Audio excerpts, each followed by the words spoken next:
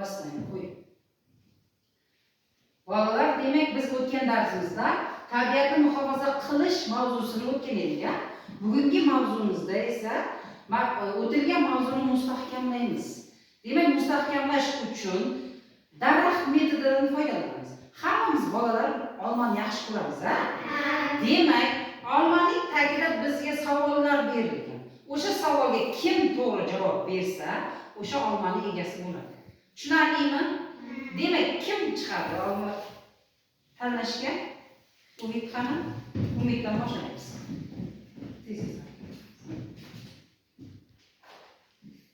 Barakalla. Savolni ochib o'qiymiz.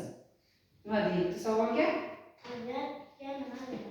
Tabiat bizga nima beradi?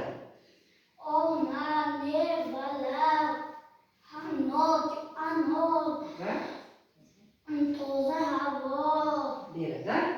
Barakalla. Bu olma to'g'ri javob berganligi uchun olmani unga sovg'a qilamiz.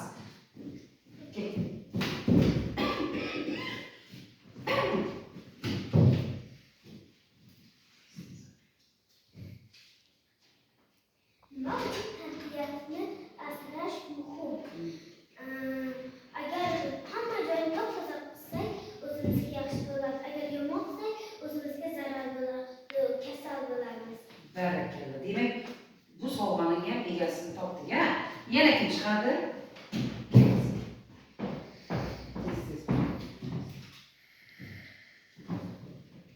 Qanday savol berilgan ekan? Suvni qanday Qilib tejash kerak. Suvni ochiq qoldirmaslik.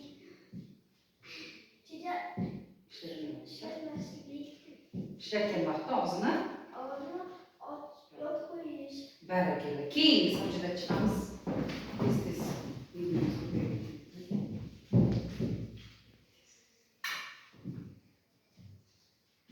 Savolni ochib o'qiymiz.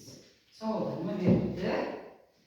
Daraxtlarni Nima uchun kesmasligimiz kerak? Nima uchun kesmasligimiz kerak daraxtlarni?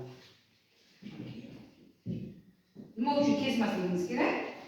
Daraxtlar bizga toza havo beradi. Yomon havoni yutib bizga toza havo chiqarib beradi. Barakalla. Demak, olmaning egasi Mahmud.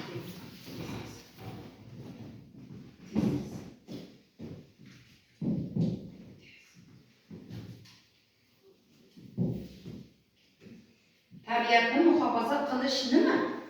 Tabiatni, daraxtlarni, hayvonlarni, qushlarni, havoni Toza saqlash kerak. Barakalla. Munisa qizimiz.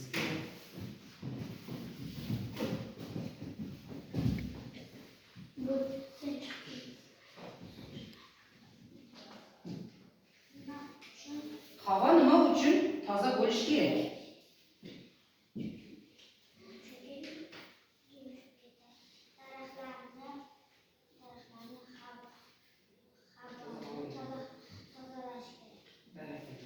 Keyingisi.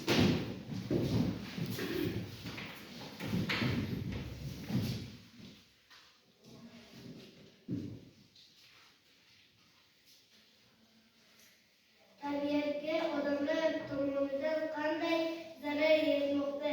Qanday zarar yetmoqda? Daraxtlarni tozalash, daraxtlarni kesmaslik,